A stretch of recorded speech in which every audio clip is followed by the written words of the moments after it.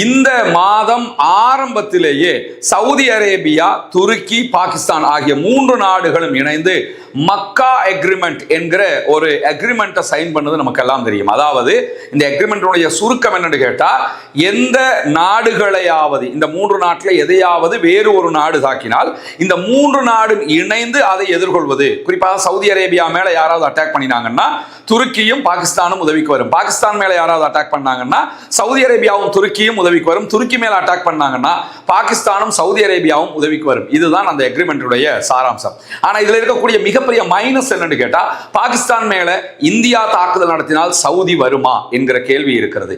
Saudi மேல Iran தாக்குதல் நடத்தினால் துருக்கியும் பாகிஸ்தானும் வருமா என்கிற கேள்வி இருக்கிறது. ஈரானுக்கு எதிராக அமெரிக்கா புதிய பொருளாதார தடைகளை விதிக்கும் பட்சத்தில் அவற்றுக்கு அமெரிக்காவுக்கு ஆதரவாக ஈரானுக்கு எதிராக ரஷ்யாவோ சீனாவோ துணை நிற்காது. அந்த பொருளாதார தடைகளை நாங்கள் ஏற்றுக்கொள்ள மாட்டோம். வளமை போன்று நாங்கள் ஈரானோடு எங்களுடைய எல்லா செயல்பாடுகளையும் முன்னெடுப்போம் என்று சொல்லி இன்றைக்கு ரஷ்யாவும் சீனாவும் கூட்டு அறிக்கையை வெளியிட்டிருக்கிறார்கள். எனவே அமெரிக்கா என்ன தடையை விதித்தாலும் ஈரானுக்கு சப்போர்ட்டிவாக ரஷ்யாவும் சீனாவும் இருக்கக்கூடிய நிலையில அமெரிக்கா போர்க்களத்தை மாற்றி பொருளாதார யுத்தத்திற்கு சென்றிருக்கிறது. யுத்தத்துல மிலிட்டரி அட்டாக்க நிறுத்திட்டு ஈரான் மேல எக்கானமிக் ரீதியிலான ஒரு வார நம்ம பண்ணுவோம், ஈரான் அப்ப முடக்கலாம் என்கிற நிலைக்கு போயிருக்கிறாங்க. இதுல இருந்து என்ன தெரியுதுன்னு கேட்டா, ராணுவ களம் என்பது ஈரான் வசம் இருக்கிறது. ஈரான் தான் ராணுவ யுத்தத்துல ஜெயிச்சிருச்சு.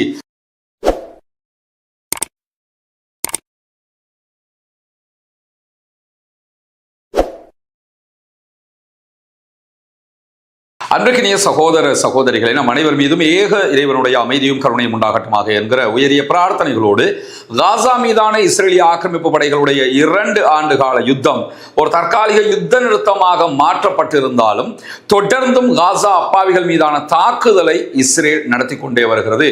ஒரு நாள் விடாமல் இதுவரைக்கும் யுத்த நிறுத்தத்தை மீறி இஸ்ரேல் தாக்குதல்களை தொடுத்து கொண்டே இருக்கிறது. இந்த தாக்குதல்களுக்கு அவர்கள் சொல்லக்கூடிய காரணம், பொதுமக்கள் மீது தாக்குதல் நடத்துகிறார்கள், பொதுமக்களை அழிக்கிறார்கள், பொதுமக்கள் கொல்லப்படுகிறார்கள், ஷஹீதாக்கப்படுகிறார்கள். ஆனால் நாங்கள் பாலஸ்தீன விடுதலை போராட்ட அமைப்பை இலக்கு வைத்து கொலை செய்தோம், அழித்தோம், கொன்றோம் என்கிற பதில்களையே சொல்லிக் கொண்டிருக்கிறார்கள். உண்மையிலேயே அங்கு கொல்லப்படுகிறவர்கள் பொதுமக்கள். ஆனால் இஸ்ரேலிய ஆக்கிரமிப்பு படைகளோ பொதுமக்களையும் குழந்தைகளையும் கூட பாலஸ்தீன விடுதலை போராட்ட அமைப்பினராக சித்தரித்துக் கொண்டு இந்த அநியாயங்களை செய்து வருகிறது. அந்த அடிப்படையில் காசா நகர மாவட்டத்திற்கு இன்றைக்கு கட்டாய வெளியேற்ற அச்சுறுத்தல்களை விடுத்திருக்கிறது இஸ்ரேலிய ஆக்கிரமிப்பு படைகள்.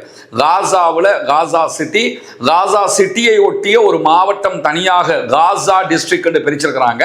அந்த காசா டிஸ்ட்ரிக்ட், அந்த சிட்டிக்குள்ள ஒட்டி இருக்கக்கூடிய மக்கள் அத்தனை பேரும் அந்த பகுதிகளை விட்டு உடனடியாக வெளியேற வேண்டும் என்று வலியுறுத்தப்பட்டிருக்கிறார்கள். குறிப்பாக ஷேக் ரதுவான் பகுதிகளில் இருந்து பாலஸ்தீன அப்பாவிகள் வெளியேற்றப்பட வேண்டும்.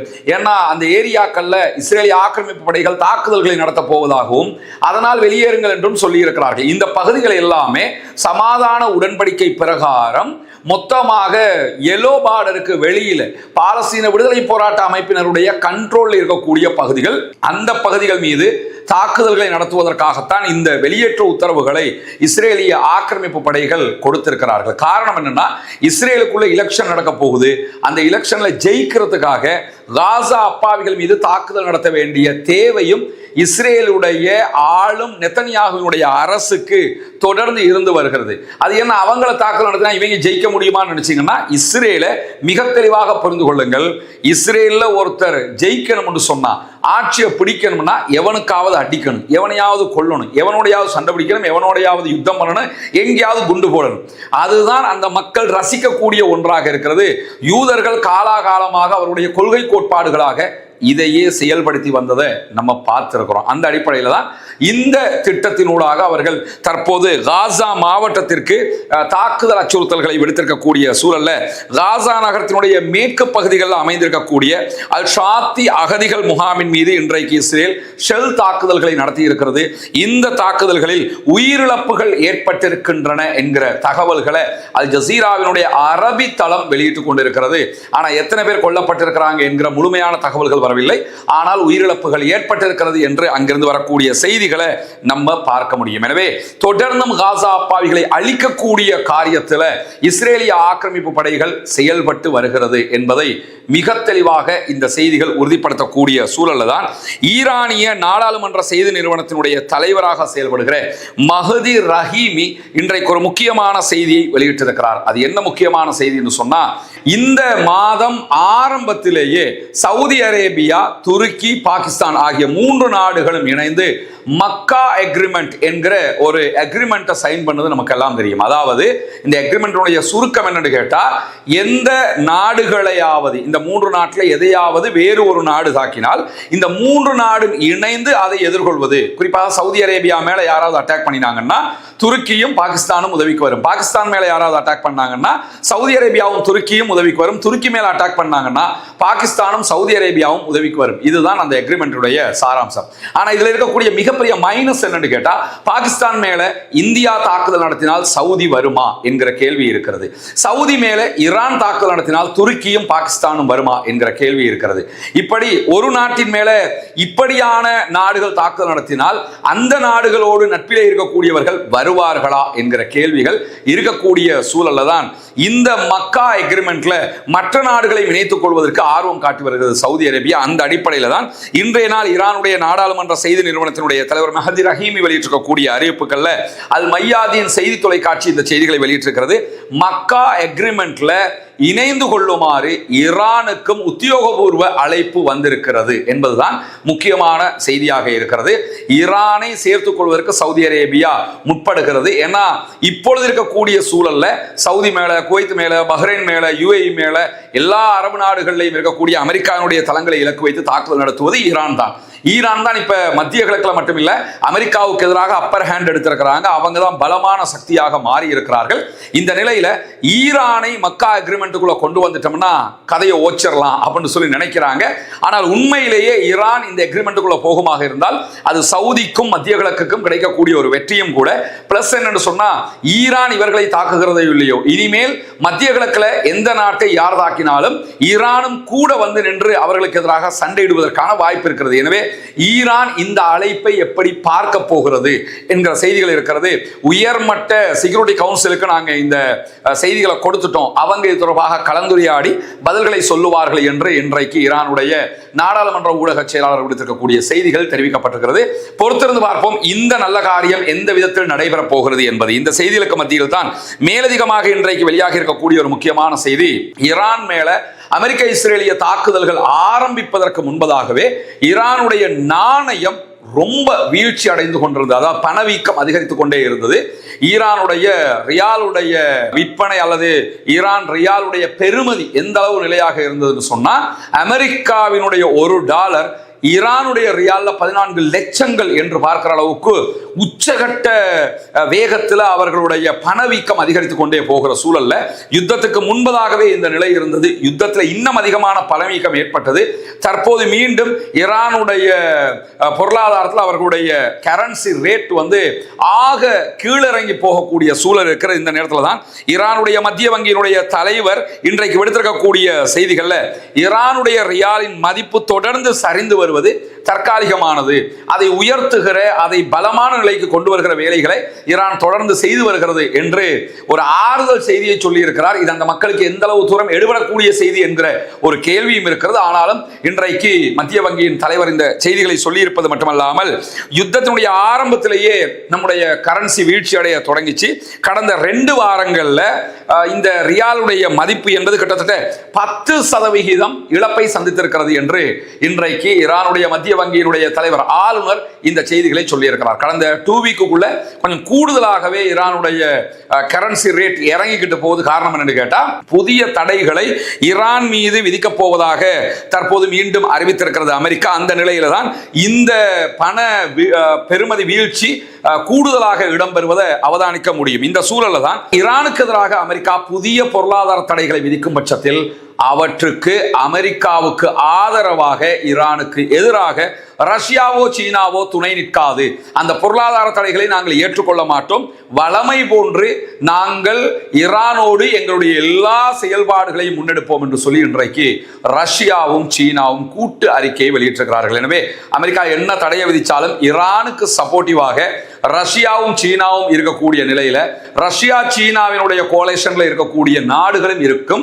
எனவே ஈரானுடைய வளமையான செயல்பாடுகளை அவங்க முன்னெடுத்து கொண்டு போகலாம். அது ஈரானுக்கு ஒரு பெரிய தாக்கமாக மாறப்போவது இல்லை. வளமையாக இருக்கக்கூடிய தாக்கமாகத்தான் இருக்க போகிறது என்கிற செய்திகளை நம்ம புரிந்து கொள்கிற அதே நேரத்தில் ஹார்முஸ் ஜலசந்தியில பதட்டங்கள் அதிகரித்து தொடர்ந்து அந்த பதட்டம் இருந்து கொண்டே இருக்கக்கூடிய சூழல்ல 45 எண்ணெய் கப்பல்களுக்கு ஈரான் கருப்பு பட்டியலை இணைப்பு கொடுத்திருக்கிறது. 45 கப்பலுடைய பெயர் லிஸ்ட்டை வெளியிட்டிருக்கிறாங்க.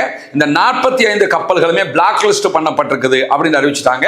எனவே இந்த கப்பல்கள் இதற்கு பிற்பட்ட நாட்களிலும் ஹார்முஸ்ல பயணிப்பதாக இருந்தால் முதல்ல ஈரான் இருந்து பிளாக் லிஸ்ட்ல இருந்து ரிமூவ் பண்ணணும். இல்லைன்னா ஈரான் சமாதான நிலை வந்தாலும் இந்த கப்பல்கள் மீது தாக்குதல் நடத்த முடியும் என்கிற அளவுக்கு நிலைமை மாறி போயிருக்கிறது.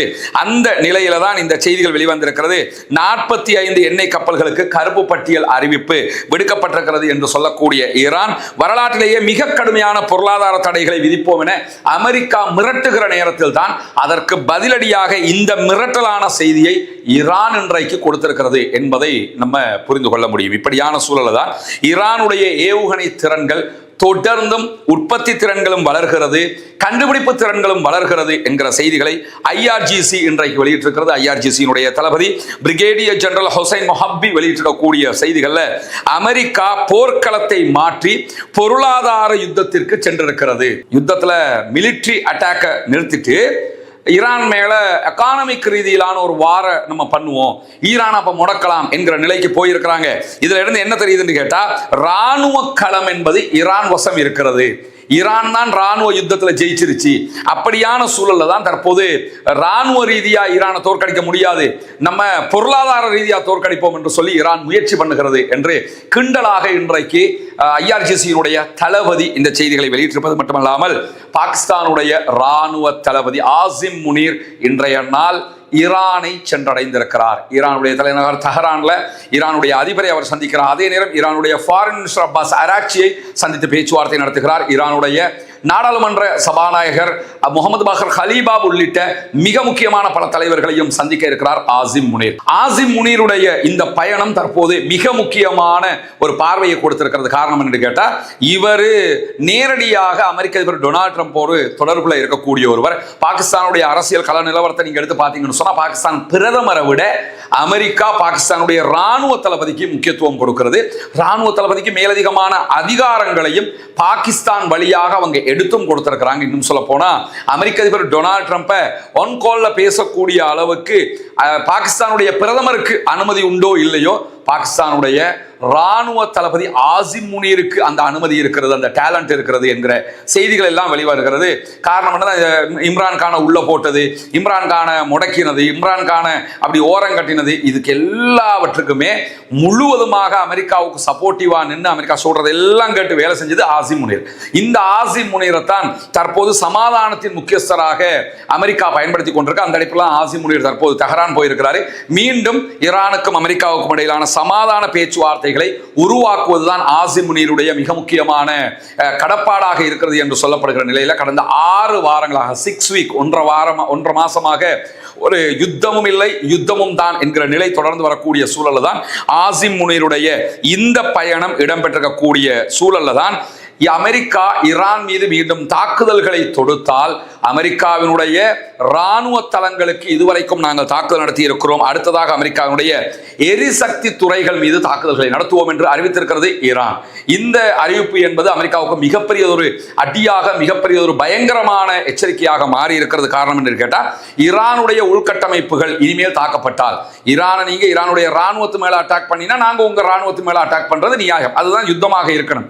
ஆனால் ஈரான் ஈரானுடைய பாலங்கள், ஈரானுடைய மின்சார நிலையங்கள், ஈரானுடைய தண்ணீர் சுத்திகரிப்பு நிலையங்கள், ஈரானுடைய பல்கலைக்கழகங்கள், இந்த மாதிரி உள்கட்டமைப்புகள் மேல அமெரிக்கா தாக்குதல்களை நடத்தினால் ஈரான் கண்டிப்பாக அமெரிக்காவுக்கு எதிராக அமெரிக்காவுடைய எரிசக்தி நிலையங்கள் மேல, மத்திய கிழக்கில் இருக்கக்கூடிய அமெரிக்காவுடைய பெட்ரோலிய உற்பத்தி நிறுவனங்கள் மேல அட்டாக் பண்ணுவோம் என்று சொல்றாங்க. இது சவுதி அரேபியாவுக்கு மிகப்பெரிய எச்சரிக்கையாக மாறிவிடும். காரணம் என்று கேட்டா, அரம்கோ மேலேயே, சவுதி அரேபியாவில் இருக்கக்கூடிய நிறுவனத்தின் மேலேயே அமெரிக்காவை இலக்கு வைத்து ஈரானியர்கள் தாக்குதல் நடத்துவதற்கான வாய்ப்புகள் அதிகம் என்கிற எச்சரிக்கை தான் இதிலே இடம்பெற்றிருக்கு. குறிப்பாக இந்த செய்தியை சொல்லுகிற நேரத்தில் ஈரான் மேலதிகமாக என்ன சொல்லியிருக்கிறாங்கன்னு கேட்டா, எங்களிடம் ஏவுகணைகள் குறைந்து விட்டது, நாங்க பலவீனப்பட்டுட்டோம் என்றெல்லாம் சொன்னாங்க. ஆனா நாங்க எவ்வளவு பலத்தோடு இருக்கிறோம்ங்கிறத உலகமே பார்த்துக்கிட்டு இருக்குது. ஏவுகணை உற்பத்தி மிக வேகமாக அதிகரித்துக் கொண்டே வருகிறது என்பதையும் கூடுதலாக அவங்க சொல்லியிருக்கிறது மட்டுமல்லாம, செங்கடலில் பயணித்த சவுதி அரேபியாவுடைய தேசிய கப்பல் நிறுவனத்தினுடைய கப்பல்கள் மீது இன்றைக்கு தாக்குதல்களை நடத்தி இருக்கிறது யமன்ல இருக்கக்கூடிய ஹூத்திகளுடைய ராணுவ பிரிவு என்கிற செய்திகள் வெளியாக இருக்கிறது. குறிப்பாக சவுதி அரேபியாவினுடைய தேசிய கப்பல் நிறுவனமாக இருக்கக்கூடிய பஹ்ரி வெளியிட்டிருக்கக்கூடிய அறிவிப்புகள், செங்கடலில் தங்களுடைய கப்பல்களில் ஒன்று தாக்கப்பட்டதை உறுதி செய்திருப்பதோடு அனைத்து மாலுமிகளும் அங்கே பாதுகாப்பாக இருக்கிறார்கள், உயிர் சேதங்கள் ஏற்படவில்லை என்பதையும் சொல்லி இருக்கிறார்கள். அதற்கு முன்பதாக வெளிவந்த ஒரு முக்கியமான செய்திதான், யமனுடைய ஹூத்தி படைப்பிரிவுகள் அம்சான் என்கிற சவுதி அரேபியாவினுடைய ஒரு கப்பல் மேல பாலிஸ்டிக் ஏவுகணை தாக்குதல்களையும் நடத்தி இருக்கிறார்கள் என்பது. எனவே தொடர்ந்தும் ஈரானுக்கு ஆதரவாக இருக்கக்கூடிய ஹவுத்திஸ் ரெட் சீல சவுதி அரேபியாவுக்கு எதிரான தாக்குதல்களை மேற்கொள்கிறார். அதே நேரம் மேலதிகமாக ஹொர்முஸை மொத்தமாக இழுத்து மூடி வைத்துக் கொண்டிருக்கிறது ஈரான். இன்றைக்கு வெளியாக இருக்கக்கூடிய மிக முக்கியமான செய்திகளுடைய தொகுப்பை தான் உங்களோடு பகிர்ந்து கொண்டிருக்கிறோம். தொடர்ந்து இணைந்திருங்கள். ரஸ்மின் எம்ஐஎஸ்சி நியூஸ் மற்றும் ரஸ்மின் டாக்ஸ் ஆகிய 2 சேனல்களோடு வரக்கூடிய செய்திகளை உடனுக்குடன் உங்களோடு பகிர்ந்து கொள்வதற்கு தயாராக இருக்கிறோம். ஆக்கிரமிப்புகள் ஓய வேண்டும், ஆக்கிரமிப்பாளர்களும் ஓய வேண்டும் என்கிற உயரிய பிரார்த்தனைகளோடு ஆக்கிரமிப்பாளர்களுக்கு எதிராக தொடர்ந்தும் ஜனநாயக ரீதியாக குரல் எழுப்புவோமாக. வாஹர் தஅவானா அல்ஹம்துலில்லாஹி ரப்பில் ஆலமீன்.